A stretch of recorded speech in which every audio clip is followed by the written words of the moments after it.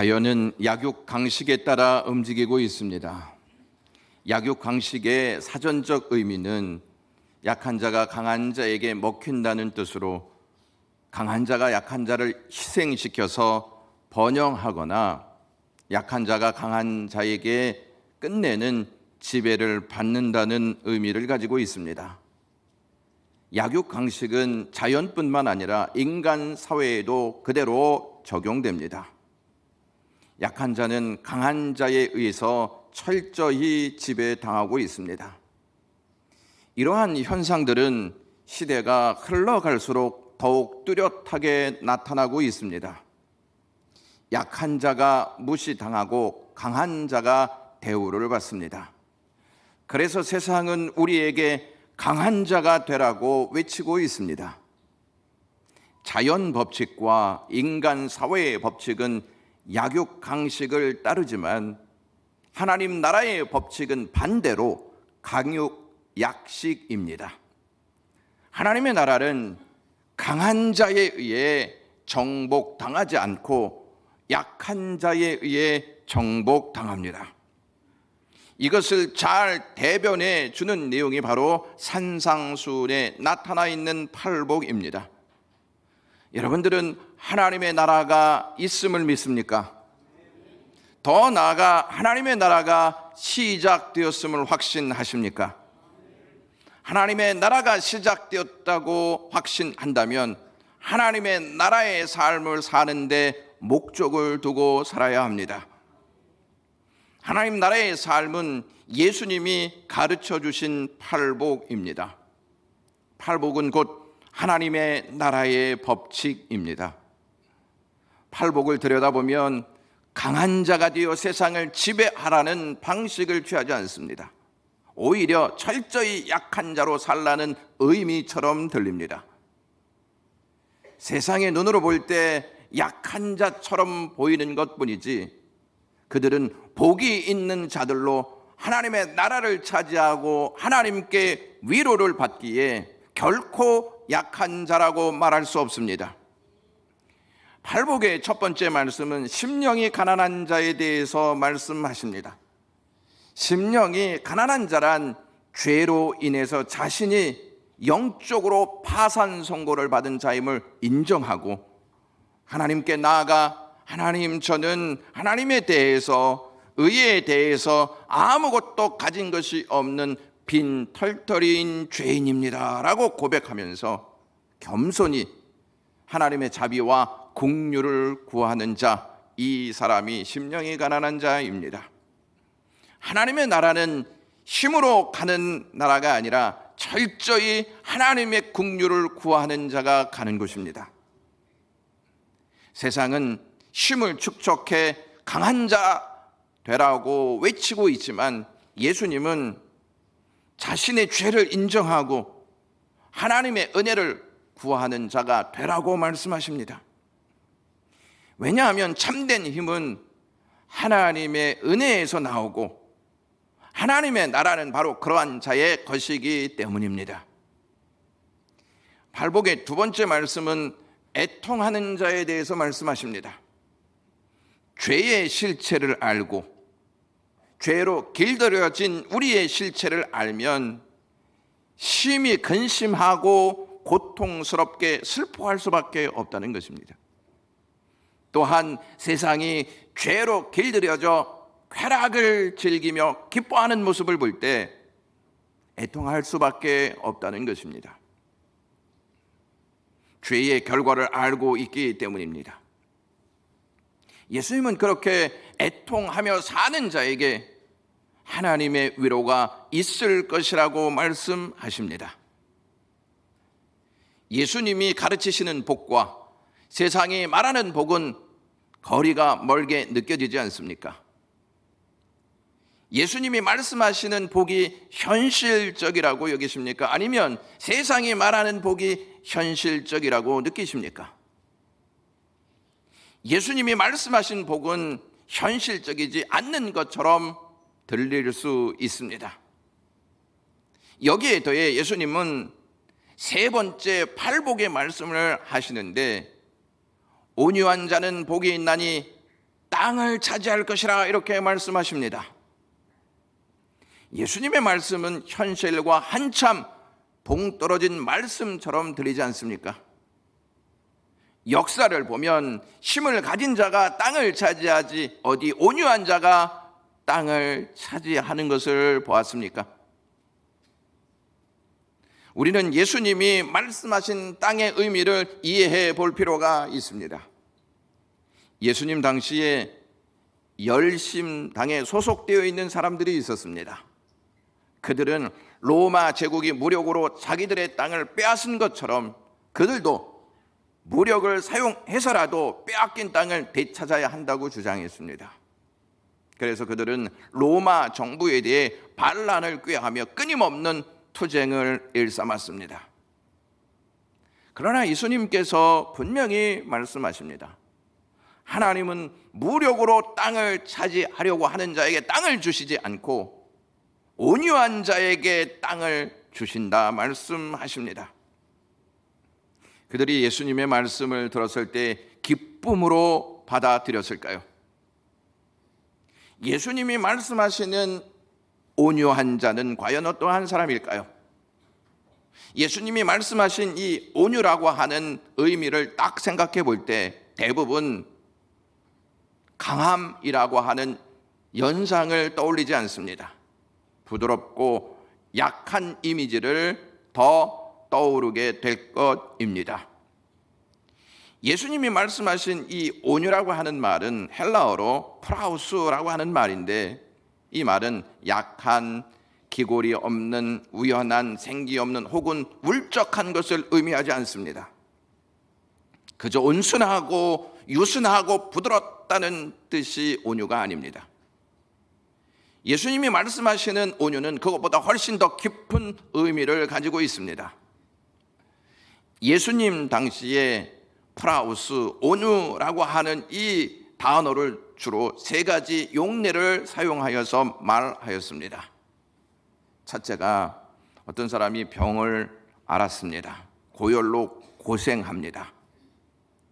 치료 덕분에 그 사람이 한순간에 열이 떨어져 낫게 되었을 때 사람들이 말하기를 이제 괜찮다 하는 말 대신 이제 열이 잡혔다는 의미로 온유해졌다, 프라우스 이렇게 말했다고 합니다.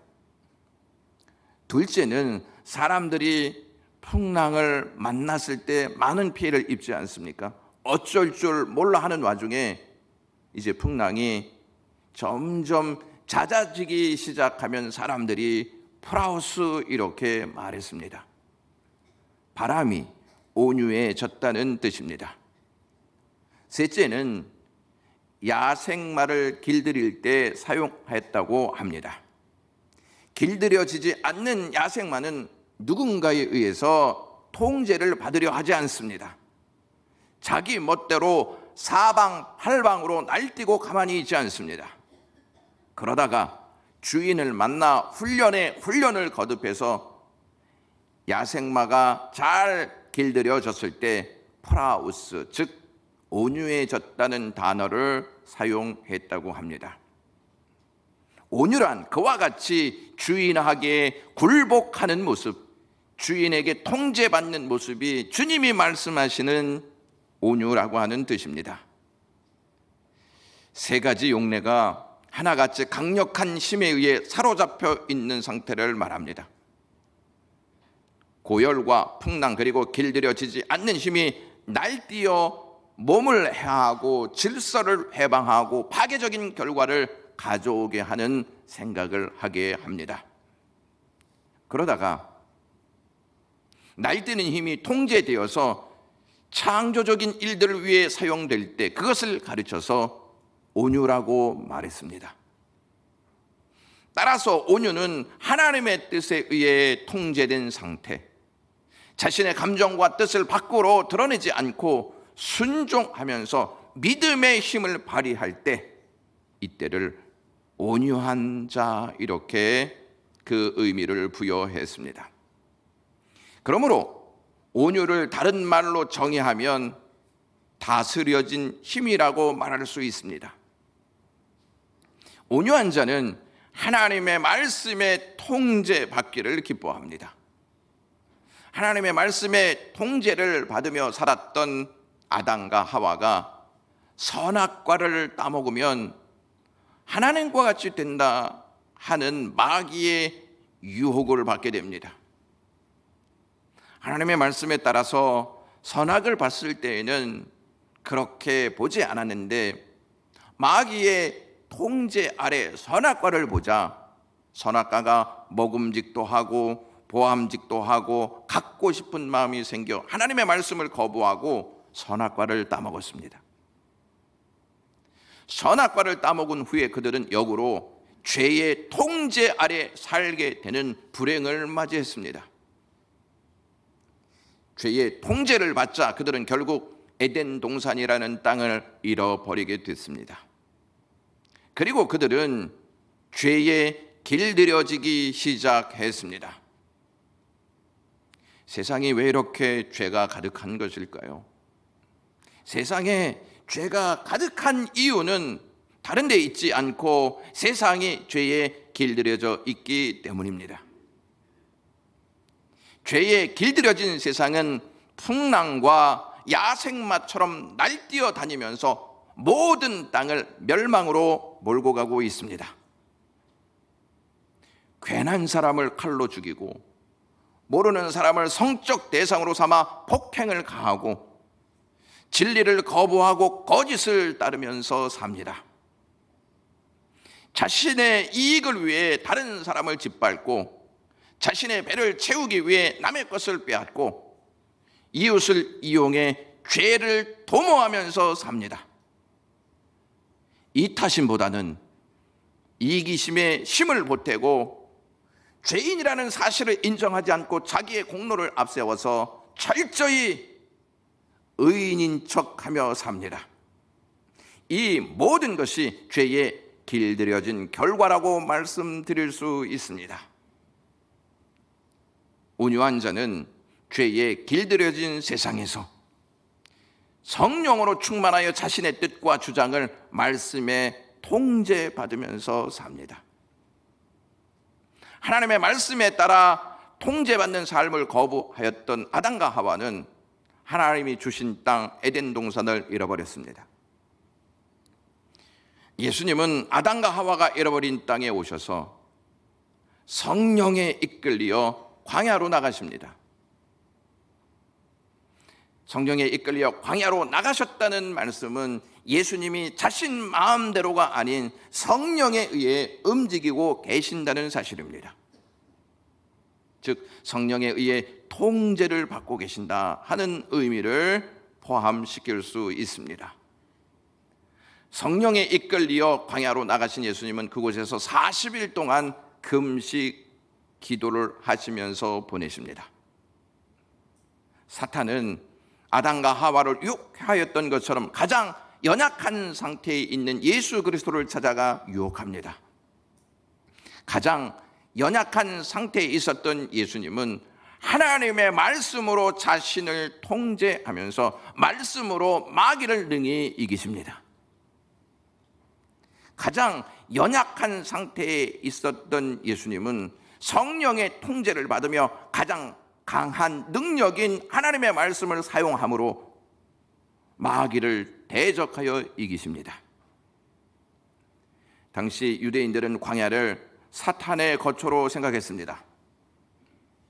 광야에서 사탄을 말씀으로 이기셨다는 것은 사탄이 거처로 삼아 그곳에서 살던 땅을 정복하셨다는 뜻입니다.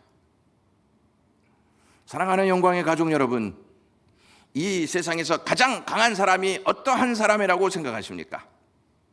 힘과 권력을 휘두르며 사는 사람이라고 생각하십니까? 성공의 자리에서 남을 위한다며 자신의 모든 것을 앞세워서 사는 사람들, 그 사람이 가장 힘이 있는 사람이라고 생각하십니까? 물질의 힘으로 떵떵거리면서 사는 사람이 가장 강한 사람이라고 생각하십니까? 그러한 사람들은 자신을 통제하면서 살 수 없습니다. 이 세상에서 가장 강한 사람은 성령에 이끌리어 말씀으로 통제받는 자입니다. 이 세상에서 가장 강한 능력이 하나님의 말씀이라고 믿습니까? 그렇다면 가장 강한 능력인 하나님의 말씀의 통제를 받는 사람이 가장 강한 사람이 아니겠습니까? 공중 권세 잡은 마귀를 이길 수 있는 힘은 말씀밖에 없습니다. 사탄을 이기지 못하면 사람들은 죄의 종노릇하며 삶을 살게 됩니다. 예수님께서 성령과 말씀에 따라 공생의 사역을 시작하십니다. 아담이 마귀의 유혹에 넘어가 하나님께서 주신 땅 가나안을 빼앗겼습니다.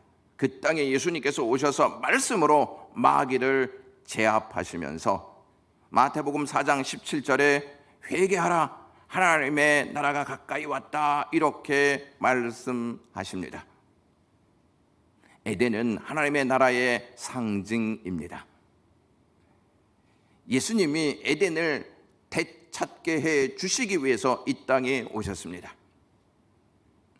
그 주님은 자신을 어떻게 묘사하시냐면 마태복음 11장 29절에 나는 마음이 온유하고 겸손하니라고 묘사하십니다. 예수님은 겟세마네 동산에서 하나님께 이렇게 기도하십니다. 내 원대로 하지 마옵시고 아버지 원대로 되기를 원하나이다 라고 기도하십니다. 예수님은 자신의 뜻이 아닌 아버지의 뜻에 통제받아 아버지의 뜻대로 십자가에 달려 돌아가십니다. 예수님은 분명 죄가 없으셨습니다. 죄가 없으신 예수님은 자신을 위함이 아닌 백성들을 위해서 십자가에 달리셨는데, 사람들은 십자가 상과 십자가 아래서 주님을 조롱하고 모독하고 희롱하는 악을 토해냅니다. 예수님이 억울하신 감정이 없으셔서 가만히 계신 것일까요? 우리는 불의를 못 보는 성격을 가지고 있습니다. 그래서 불의를 대항하여 싸웁니다. 그러다가 불의가 해결되지 않으면 복수의 칼을 품습니다. 그런데 과연 복수의 칼을 품는 것이 정의라고 말할 수 있습니까? 어쩌면 우리는 상처 준 사람 또는 불의를 행하는 사람에게 아무도 모르게 복수의 칼을 감추고 겉으로는 겸손히 고개를 숙이며 삶을 살아가고 있는지 모릅니다. 조그만한 손해가 있고 누군가 자기를 공격하려고 들면 자신의 힘을 모두 동원시켜 상대방을 철저히 제압하려고 합니다. 욕이 난무하고 분노의 불화산을 여기저기에도 쏟아붓습니다. 뒤로 물러가면 진다라는 생각 때문에 악착같이 덤벼듭니다. 우리들은 은연중에 자신의 힘을 과시하고 싶어 합니다. 자기가 얼마나 많이 가지고 있는지, 또한 얼마나 많이 알고 있는지, 얼마나 힘이 센지를 보여주고 싶어 합니다. 상대방이 기 죽는 모습을 보는 것으로 즐거움을 삼을 때도 있습니다. 세상은 그러한 사람을 복이 있는 사람이라고 말할지 모르지만 주님은 그렇게 말씀하신 적이 없습니다. 교회는 달라야 하지 않겠습니까? 참된 온유는 우리의 감정을 하나님의 말씀 앞에 내려놓고 통제받는 것입니다. 십자가는 불의의 장소였습니다. 죄 없으신 예수님을 십자가에 달아놓고 온갖 모욕과 악의와 굴욕을 주면서 죽였기 때문입니다. 가장 불의한 장소에서 가장 참혹한 고난을 받으셨던 주님은 분노로 의의 감정을 표출하실 수도 있었지만 그 모든 것을 하나님의 뜻 아래 다 내려놓고 이렇게 기도하십니다. 아버지, 저들을 사하여 주옵소서.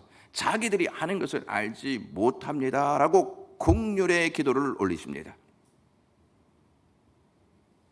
예수님이 지신 것처럼 보이십니까?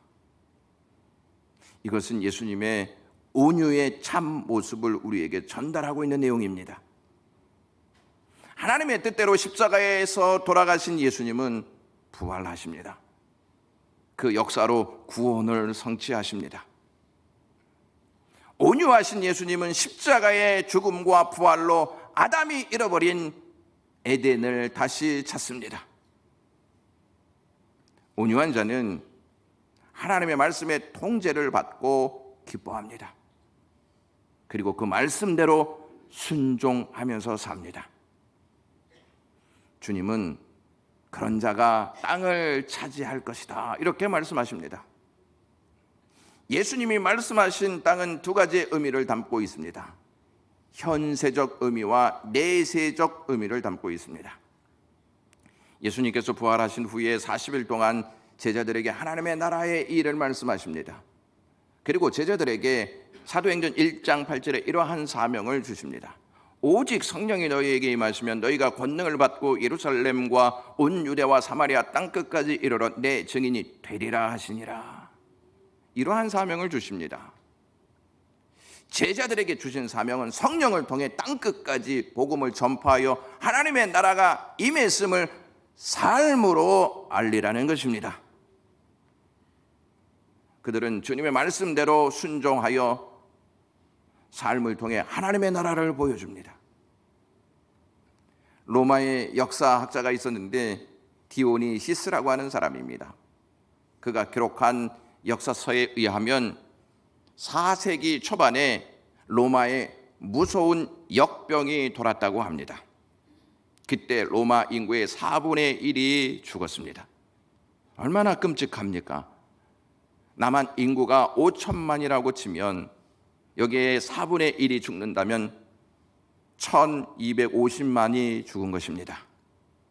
이 무서운 역병이 돌았을 때 로마 안에 있는 사람들은 이성을 완전히 잃었다고 합니다. 공포 가운데 도덕성도 완전히 상실했습니다. 자기 가족이라고 할지라도 누가 이 병에 걸린 것 같으면 냉정하게 그를 집 밖으로 떠밀어 내버렸습니다. 병들어 죽어가는 자들을 마지막 순간까지 돌보지 않고 집 밖으로 내던져 버렸습니다. 이성과 도덕성이 완전히 붕괴한 상황이었습니다. 바로 이 순간 그리스도인들이 엄청난 모습을 보여줍니다.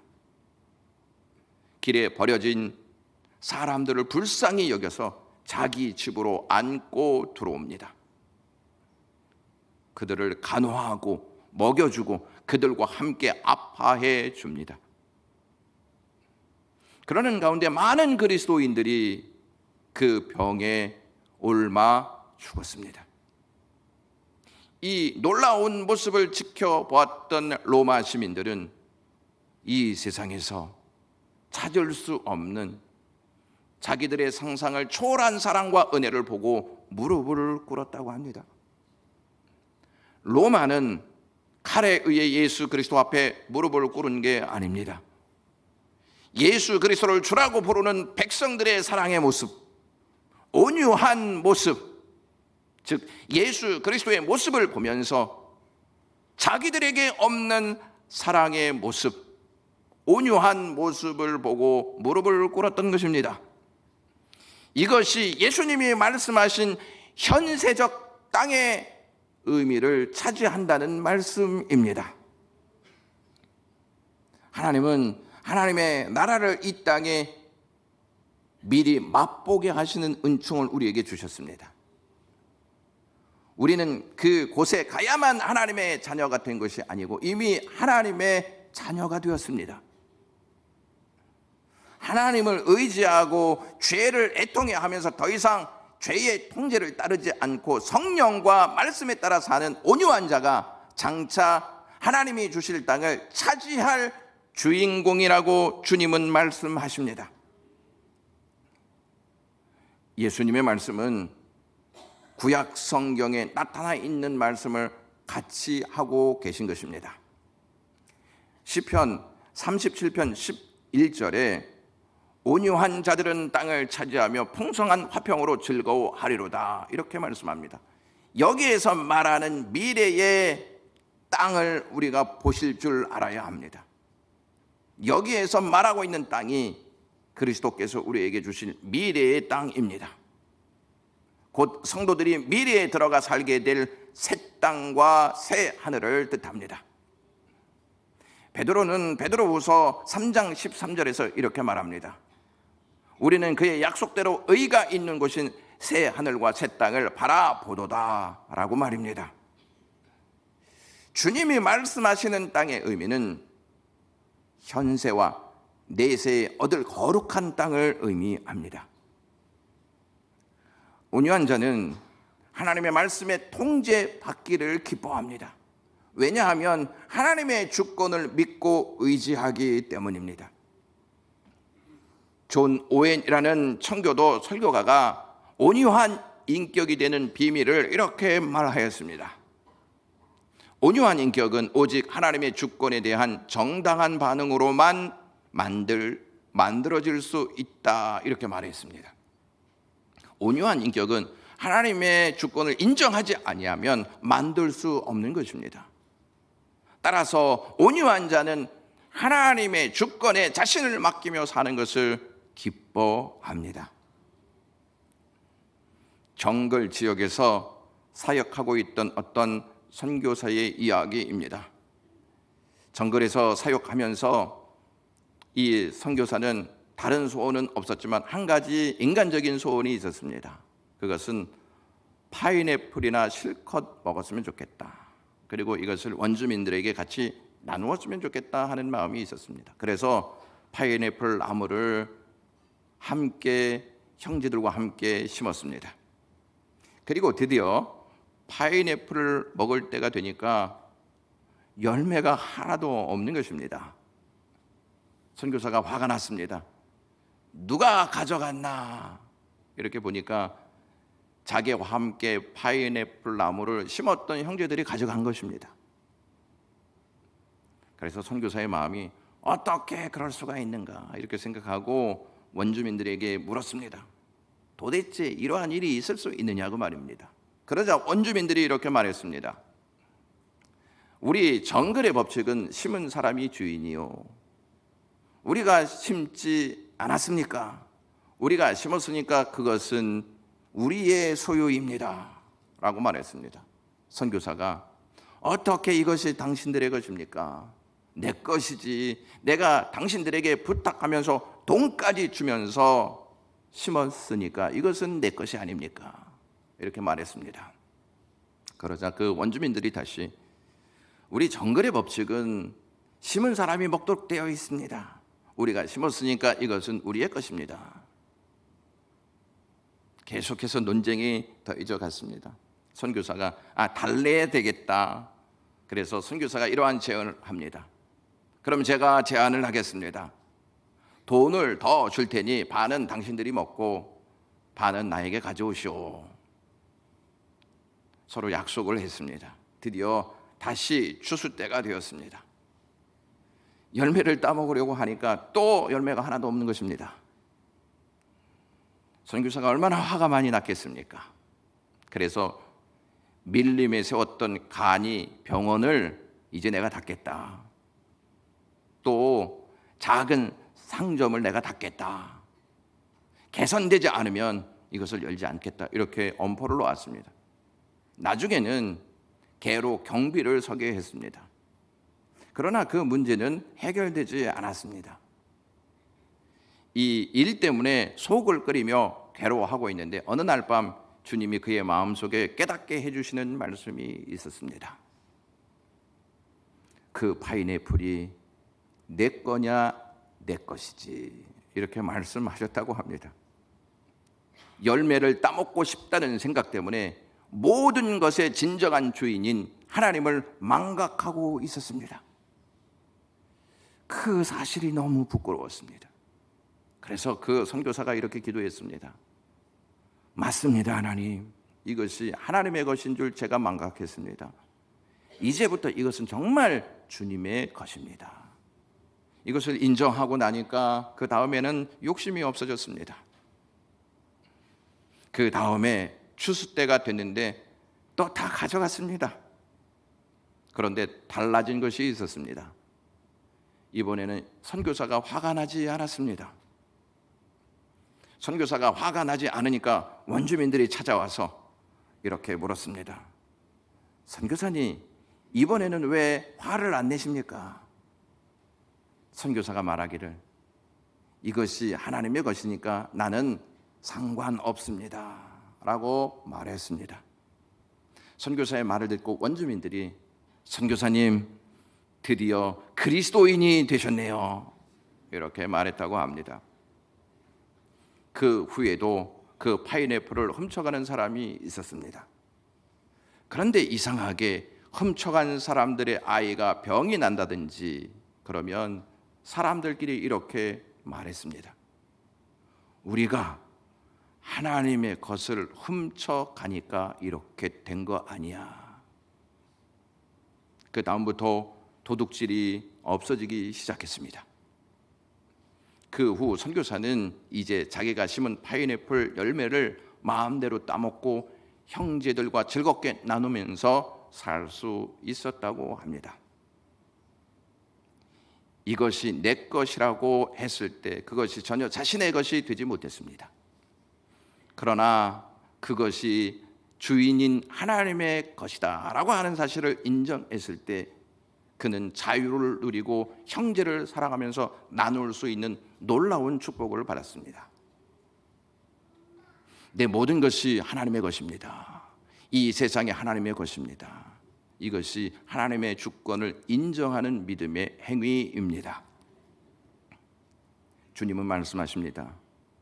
온유한 자는 복이 있나니 그들이 땅을 기업으로 받을 것입니다. 이렇게 말씀하십니다. 권리 주장으로 피곤해진 오늘의 세대에 무엇이 필요하겠습니까? 온유 아니겠습니까? 온유는 성령에 이끌려 말씀의 통제를 받으며 모든 소유의 주인이 하나님이심을 바라보며 이 모든 것은 하나님의 것입니다 라고 고백하면서 사는 자, 이 사람이 진짜 온유한 자입니다. 기도하겠습니다. 하나님 아버지, 오늘도 온유한 자에 대해서 말씀하시는 주님의 음성을 들었습니다. 이 말씀 가지고 주님이 말씀하신 온유한 자로 살게 하시옵소서.